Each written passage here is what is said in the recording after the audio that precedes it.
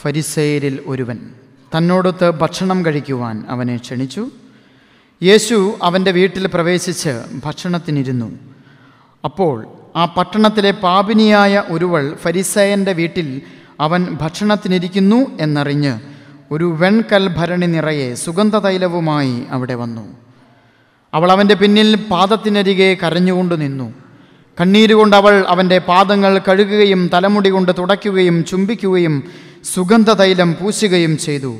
അവനെ ക്ഷണിച്ച ആ ഫരിസേയൻ ഇത് കണ്ട് സ്വഗതമായി പറഞ്ഞു, ഇവൻ പ്രവാചകനാണെങ്കിൽ തന്നെ സ്പർശിക്കുന്ന സ്ത്രീ ആരെന്നും ഏത് തരക്കാരിയെന്നും അറിയുമായിരുന്നു. ഇവളൊരു പാപിനിയാണല്ലോ. യേശു അവനോട് പറഞ്ഞു, ശിമയോനെ, എനിക്ക് നിന്നോടൊരു കാര്യം പറയാനുണ്ട്. ഗുരു, അരുളി ചെയ്താലും എന്നവൻ പറഞ്ഞു. ഒരു ഉത്തമർണന് 2 കടക്കാർ ഉണ്ടായിരുന്നു. ഒരുവൻ 500 മറ്റവൻ 50 ധനാറ കടപ്പെട്ടിരുന്നു. വീട്ടാൻ കഴിവില്ലാത്തത് കൊണ്ട് ഇരുവർക്കും അവൻ ഇളച്ചു കൊടുത്തു. ആ 2 പേരിൽ ആരാണ് അവനെ കൂടുതൽ സ്നേഹിക്കുക? ശിമയോൻ മറുപടി പറഞ്ഞു, ആർക്ക് അവൻ കൂടുതൽ ഇളവ് ചെയ്തോ അവൻ എന്ന് ഞാൻ വിചാരിക്കുന്നു. അവൻ പറഞ്ഞു, നീ ശരിയായി തന്നെ വിധിച്ചു. അനന്തരം യേശു ആ സ്ത്രീയുടെ നേരെ തിരിഞ്ഞ് ശിമയോനോട് പറഞ്ഞു, നീ ഈ സ്ത്രീയെ കാണുന്നല്ലോ. ഞാൻ നിൻ്റെ വീട്ടിൽ വന്നു കാല് കഴുകാൻ നീ എനിക്ക് വെള്ളം തന്നില്ല. എന്നാൽ ഇവൾ കണ്ണീരുകൊണ്ട് എൻ്റെ കാല് കഴുകുകയും തലമുടി കൊണ്ട് തുടയ്ക്കുകയും ചെയ്തു. നീ എനിക്ക് ചുംബനം തന്നില്ല. എന്നാൽ ഞാനിവിടെ പ്രവേശിച്ചത് മുതൽ എൻ്റെ പാദങ്ങൾ ചുംബിക്കുന്നതിൽ നിന്ന് ഇവൾ വിരമിച്ചിട്ടില്ല. നീ എൻ്റെ തലയിൽ തൈലം പൂശിയില്ല. ഇവളോ എൻ്റെ പാദങ്ങളിൽ സുഗന്ധതൈലം പൂശിയിരിക്കുന്നു. അതിനാൽ ഞാൻ നിന്നോട് പറയുന്നു, ഇവളുടെ നിരവധിയായ പാപങ്ങൾ ക്ഷമിക്കപ്പെട്ടിരിക്കുന്നു. എന്തെന്നാൽ ഇവൾ അധികം സ്നേഹിച്ചു. ആരോട് അല്പം ക്ഷമിക്കപ്പെടുന്നുവോ അവൻ അല്പം സ്നേഹിക്കുന്നു. അവൻ അവളോട് പറഞ്ഞു, നിന്റെ പാപങ്ങൾ ക്ഷമിക്കപ്പെട്ടിരിക്കുന്നു. അവനോടുകൂടെ പന്തിയിലിരുന്നവർ പരസ്പരം പറയാൻ തുടങ്ങി, പാപങ്ങൾ ക്ഷമിക്കുക പോലും ചെയ്യുന്ന ഇവൻ ആരാണ്? അവൻ അവളോട് പറഞ്ഞു, നിന്റെ വിശ്വാസം നിന്നെ രക്ഷിച്ചിരിക്കുന്നു. സമാധാനത്തോടെ പോവുക. അതിനുശേഷം യേശു പട്ടണങ്ങളിലും ഗ്രാമങ്ങളിലും ചുറ്റി സഞ്ചരിച്ച് പ്രസംഗിക്കുകയും ദൈവരാജ്യത്തിൻ്റെ സുവിശേഷം അറിയിക്കുകയും ചെയ്തു. 12 പേരും അവനോട് കൂടെ ഉണ്ടായിരുന്നു. അശുദ്ധാത്മാക്കളിൽ നിന്നും മറ്റു വ്യാധികളിൽ നിന്നും വിമുക്തരാക്കപ്പെട്ട ചില സ്ത്രീകളും 7 ദുഷ്ടാത്മാക്കൾ വിട്ടുപോയവളും മഗ്ദലേന എന്ന് വിളിക്കപ്പെടുന്നവളുമായ മറിയവും ഹെറോദേസിൻ്റെ കാര്യസ്ഥനായ കൂസായുടെ ഭാര്യ യോവന്നായും സൂസന്നയും തങ്ങളുടെ സമ്പത്ത് കൊണ്ട് അവരെ ശുശ്രൂഷിച്ചിരുന്ന മറ്റു പല സ്ത്രീകളും അവരോടൊപ്പം ഉണ്ടായിരുന്നു. അല്പസമയം ഇരിക്കാം.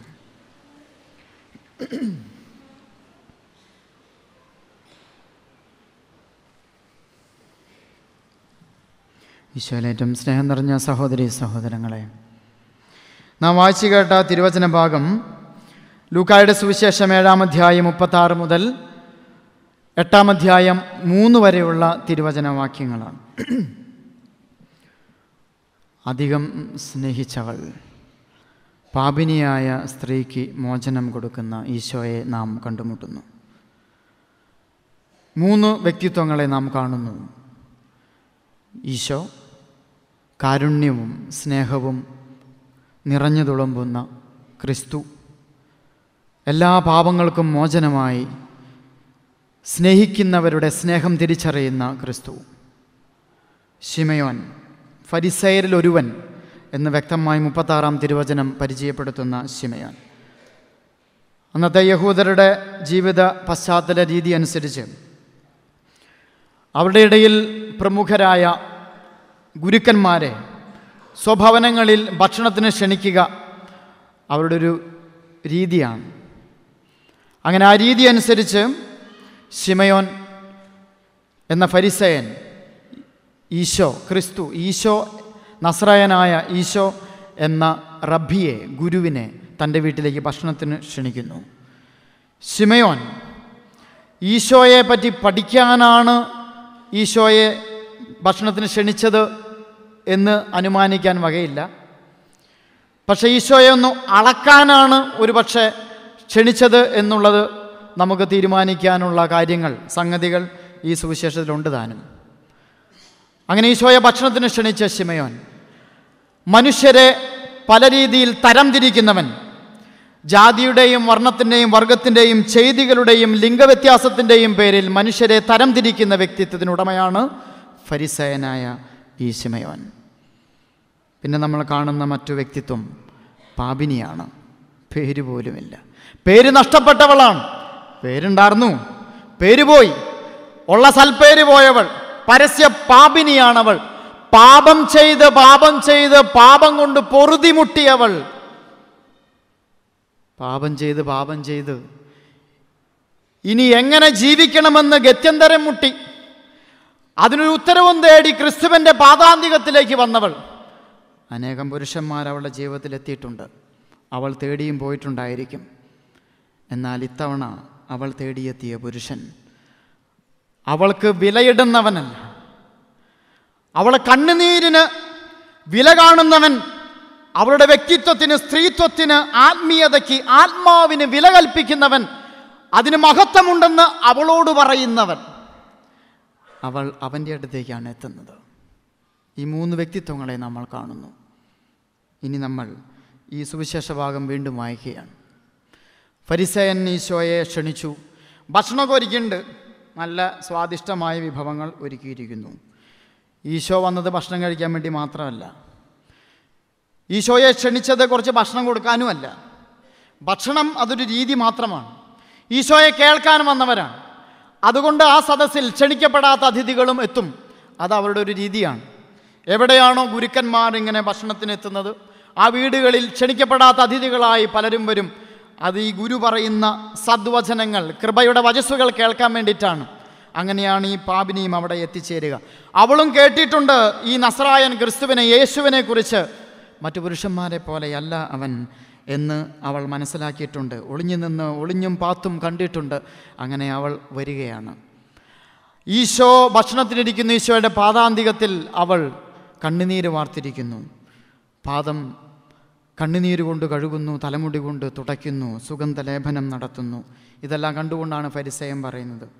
ഫരിസയനറിയാം ഇവൾ പാപിനിയാണ്, ഇവൾ പാപം ചെയ്തവൾ, തൊട്ടവൻ പാപി തൊട്ടവൻ പാപത്തിൽ പങ്കുപറ്റുന്നു എന്നുള്ളതാണ് വിശ്വാസ പ്രമാണം.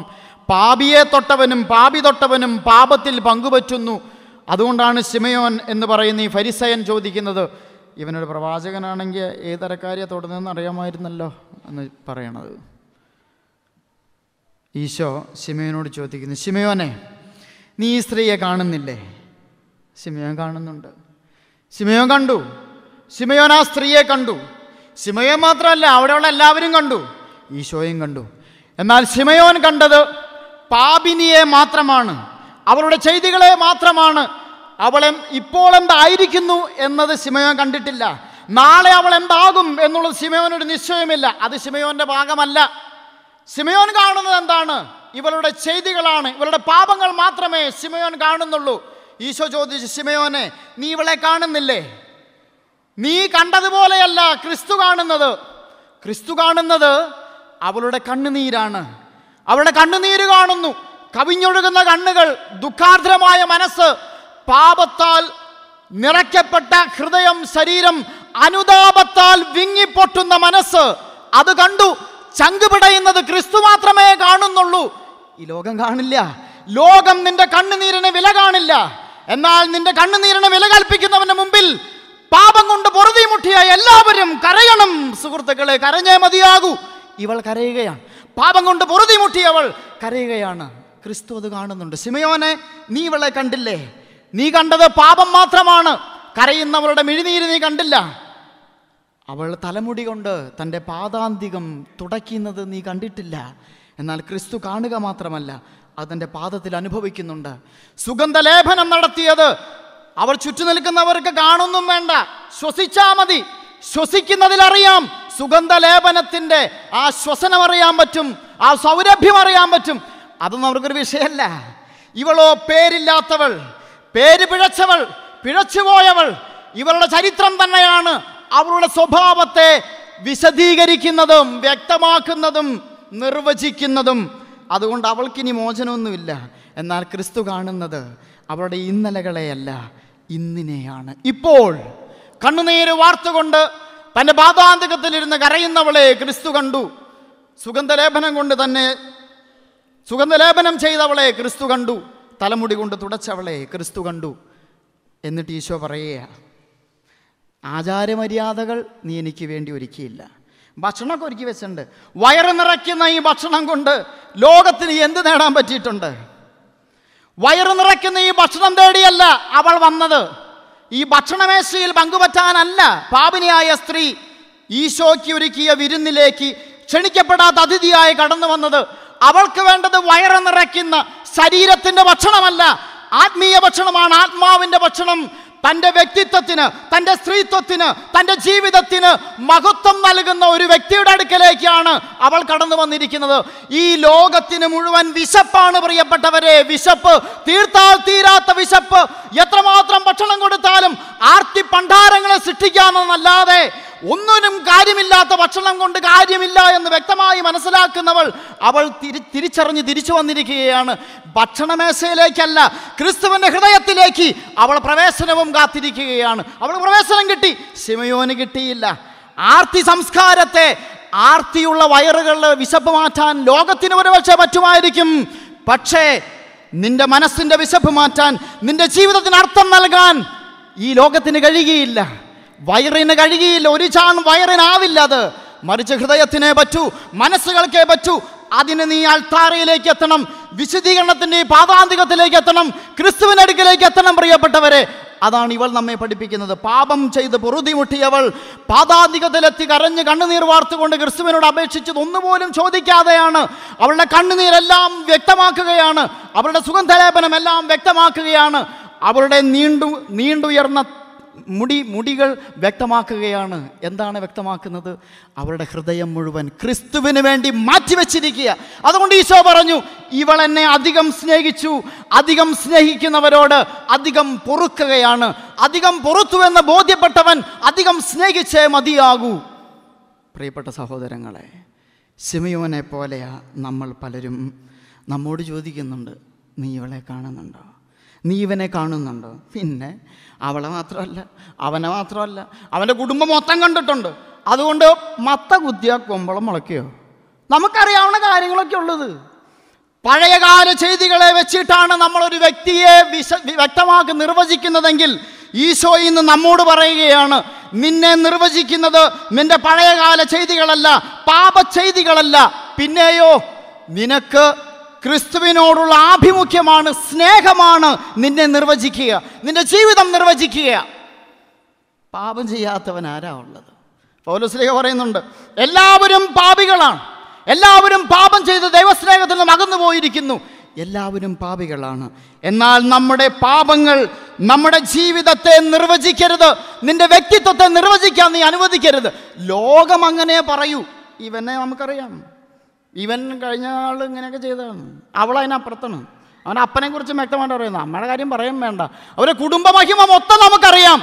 അവിടെ നിന്ന് എന്ത് നന്മ വരാനാണ്? മത്ത കുത്തിയ കുമ്പളം മുളയ്ക്കാറില്ല, അതിനൊന്നും കിട്ടാനൊന്നുമില്ല. എന്നാൽ നീ നിന്റെ ജീവിതത്തെക്കുറിച്ച് അങ്ങനെ പറഞ്ഞേക്കരുത്. നിന്റെ ജീവിതം മാറ്റത്തിന് വിധേയമാണ്, നിനക്ക് സാധിക്കും. ഇതാ പഴയ നമ്മൾ പറയുന്നുണ്ടല്ലോ, പുള്ളിപ്പുലിക്ക് അതിൻ്റെ പുള്ളി മാറ്റാനാവില്ല, എത്യോപ്യക്കാരൻ അവൻ്റെ നിറവും. എന്നാൽ തിന്മ ചെയ്ത് ശീലിച്ച നിനക്ക് നന്മ ചെയ്യാൻ പറ്റും. അതിനൊന്നേ ബോധ്യം വേണ്ടു, തിന്മ ചെയ്ത് മടുക്കണം. നീ മടുത്തു, ഇനി തിന്മ ചെയ്യാൻ വയ്യ. പാപം ചെയ്ത് പൊറുതിമുട്ടി അവളെ പോലെ പൊറുതിമുട്ടി പാതാന്തികത്തിലേക്ക് നീ എത്തണം. എന്നിട്ട് പറയണം, ഇനി വയ്യ, ഇനി ഈ ജീവിതം എനിക്ക് വയ്യ, ഈ ജീവിതമായിട്ട് മുമ്പോട്ട് പോകാൻ വയ്യ, ഇനി ജീവിതത്തിൽ മാറ്റം വരണം. ഈ മാറ്റം വരാനായിട്ട് നിനക്ക് വേണ്ടത് ഒരു ചങ്കൂറ്റമാണ്. എന്ത്? ഞാൻ പാപിയാണെന്ന് സമ്മതിക്കാനുള്ള ചങ്കൂറ്റം. ഇവൾക്കത് സമ്മതിക്കാതെ തരമില്ല. കാരണം ഈ സമൂഹത്തിന് മുമ്പിൽ അവൾക്ക് പേര് പോയതാ, അവൾക്കിനി പേരില്ല, അവൾ പാപിനിയാണ്, പരസ്യ പാപിനിയാണ്.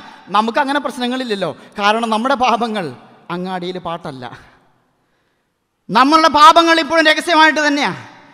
നമുക്ക് നല്ലൊരു മുഖമുണ്ട്, നല്ലൊരു വ്യക്തിത്വമുണ്ട്, നല്ലൊരു പേരുമുണ്ട്, നമ്മുടെ പേര് പോയിട്ടില്ല.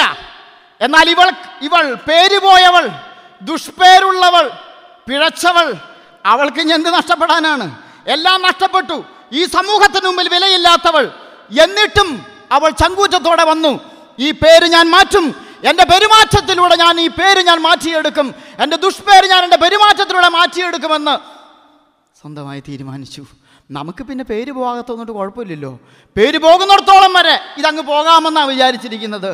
ആരും കാണാതെ, ആരും അറിഞ്ഞിട്ടില്ലല്ലോ, ആരും കണ്ടിട്ടില്ലല്ലോ, കുഴപ്പമൊന്നുമില്ലല്ലോ. എന്നാൽ അങ്ങനെയല്ല. ശിമയോനെ, നീ ഇവളെ കാണുന്നില്ലേ? ശിമയോനെ പോലെയുള്ളവരൊക്കെ കാണും, എന്നാൽ ക്രിസ്തുവും കാണുന്നുണ്ട് നമ്മളെ. ഈ ലോകം കാണുന്നില്ലായിരിക്കും, ശിമയോന്മാർ കാണുന്നില്ല, പക്ഷെ ക്രിസ്തു കാണുന്നുണ്ട്. നിന്റെ ഉള്ളും ഉള്ളതും നിന്റെ ചെയ്തികളും വാക്കും പെരുമാറ്റവും ഒരു വാക്ക് നാവിൽ ഉരിയുന്നതിന് മുൻപ്, വീഴുന്നതിന് മുൻപ് അതറിയുന്നവനാണ് ദൈവം തമ്പുരാൻ. ഈ ലോകത്തിനെ നിനക്ക് മറയ്ക്കാം, ഈ ലോകത്തിന് നിനക്ക് മുഖം മൂടികൾ ആവരണങ്ങളായി അനവധി അണിയാം, പക്ഷേ തമ്പുരാൻ്റെ മുമ്പിൽ മറയ്ക്കാനൊന്നുമില്ല. അതുകൊണ്ട് ചങ്കൂറ്റത്തോടുകൂടെ ഏറ്റെടുക്കണം, തമ്പുരാനെ, ഈ പാപിനിയായ സ്ത്രീയെ പോലെ എനിക്ക് തെറ്റുപറ്റിയിട്ടുണ്ട്. കരഞ്ഞ് കരഞ്ഞ് കണ്ണുനീരോടുകൂടി, ഇനി കണ്ണുനീര് പോലും ബാക്കിയില്ല, കണ്ണുനീരോടുകൂടി നിൻ്റെ പാതാന്തികതയിലേക്ക് എത്തുകയാണ്. ഏറ്റെടുത്തുകൊണ്ട്, ഉത്തരവാദിത്വം ഏറ്റെടുത്തുകൊണ്ട്, എനിക്ക് തെറ്റിപ്പോയിട്ടുണ്ട്. നിന്നെ തിരിച്ചറിയുന്ന, നിൻ്റെ കണ്ണുനീരിന് വില കൽപ്പിക്കുന്ന, നിൻ്റെ വ്യക്തിത്വത്തിന് വില കൽപ്പിക്കുന്ന തമ്പുരാൻ്റെ മുമ്പിലേക്ക് നീ കടന്നു വന്നാൽ, പ്രിയപ്പെട്ട സഹോദരങ്ങളെ, തിരിച്ച് നടക്കുന്നത് പഴയ വ്യക്തിത്വത്തോടുകൂടിയല്ല, പുതിയ വ്യക്തിയായിട്ടാണ്. ശിമയോന്മാർക്കത് മനസ്സിലാവില്ല. എന്നാൽ നീ ഇനി കാണേണ്ടത് ശിമയോൻ കണ്ടതുപോലെയല്ല, ക്രിസ്തു കണ്ടതുപോലെ. ഇതുവരെയുള്ള മനുഷ്യൻ്റെ ചെയ്തികളെക്കുറിച്ചല്ല നീ വിലയിരുത്തേണ്ടത്, നീ വിധിക്കേണ്ടത്, പുകച്ച് പുറത്തു ചാടിക്കേണ്ടത്. മറിച്ച് ഇന്ന് ഉള്ളവൻ നാളെ വ്യത്യസ്തനാകാനുള്ളവനാണ്. അവൻ നാളെ ഒരു വിശുദ്ധനാണ്. ഇന്നത്തെ പാപിയായിരിക്കാം, ഇന്നലത്തെ കൊടുംപാപിയായിരിക്കാം, നാളത്തെ ഒരു വിശുദ്ധാത്മാക്കളാണ് ഇവിടെ നമ്മുടെ കൂടെയുള്ളത്. അതുകൊണ്ട് ആ ബോധ്യത്തോടുകൂടെ വേണം നമ്മൾ ഒരു വ്യക്തികളെയും സ്വീകരിക്കാൻ, വ്യക്തിത്വത്തെ മാനിക്കാൻ. അതാണ് ഈശോ പറയുക, ശിമയോനെ, നീ ഇവളെ കാണുന്നില്ലേ? നമ്മൾ ആരൊക്കെയാണ് കാണുന്നത്? കാണരുതാത്തതൊക്കെ കണ്ട് കണ്ട് കാണേണ്ടത് നമ്മൾ കാണാതായി. കാണരുതാത്തതൊക്കെ കണ്ട് കണ്ട് കാണേണ്ടത് നമ്മൾ കാണാതെയായി. ഇനി നമ്മൾക്ക് കണ്ടേ മതിയാകൂ. നമ്മൾക്ക് ഈശോയെ, ക്രിസ്തുവിനെ കാണണം, നമ്മെ തന്നെ കാണണം, മറ്റുള്ളവരെയും കാണണം. വിശുദ്ധമായ നയനങ്ങളോടെ നമ്മുടെ കാഴ്ചകളും കാഴ്ചപ്പാടുകളും വിശദീകരിക്കപ്പെടട്ടെ. നിൻ്റെ മനസ്സിനെയും ഹൃദയത്തെയും നിറയ്ക്കുന്ന ഈ ആത്മീയ ഭക്ഷണത്തെ മേശയിലേക്ക് സ്നേഹത്തോടെ നമുക്കണയാം അവനെ അധികം സ്നേഹിച്ചുകൊണ്ട്. പിതാവിൻ്റെയും പുത്രൻ്റെയും പരിശുദ്ധാത്മാവിൻ്റെയും നാമത്തെ